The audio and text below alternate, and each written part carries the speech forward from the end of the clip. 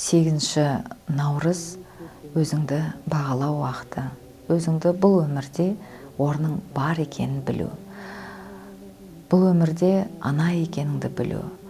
Бұл өмірде өзіңе тиесілі жауапкершілік бар екенін білу. Балалардың барлығы сізге қарап, яғни идеал ретінде қарап тұрған ұмытпау қажет деген уақыт деп ойлаймын.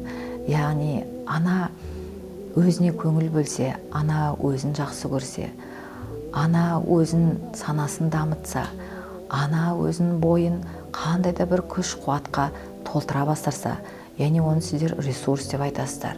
Сіз толыққанды рухани азыққа толы әйелге айналған кезде, міне ол ананы біз ерекше тұлға деп айта аламыз. Сол үшін әйел адамзатқа айтатыным, бұл өмірде сіздердің үлкен рөлдеріңіз бар. Ана деген, әйел деген, қыз деген, яғни дос деген. Әр рөлдің өзіне тән қасиеті бар. Сол рөлді біз ешқашан ұмытпауымыз қажетпіз. 8 наурыз әйелдер мейрамы. Бұл ерекше аталып кететін уақыт деп ойлаймын. Өйткені дүниені әрі қарай ұзартатын да, дүниені жақсартатын да, дүниені шуаққа, нұрға айналдыратын да, отбасымызға көңіл, береке сыйлайтын да, балаларға да қуаныш сыйлайтын да. Бұл біздің осы әйелдің бойына салынған барлық Алладан берген қасиет деп ойлаймын.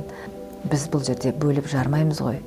Әйелдің бойында сезім бар, әйелдің бойында көңіл толқыныс эмоциясы бар дейді.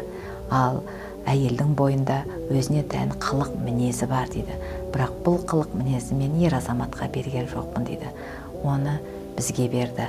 Сол мінезің арқылы, сол өзінің түр әлпетің арқылы, сол болмысың арқылы, сол жылу сөзің арқылы сен қандай да бір әлемге жылу сыйлай алатын, өзіңнің орның бар екеніңді, рөлің бар екеніңді ұмытпауыңыз қажетсіз деп ойлаймын.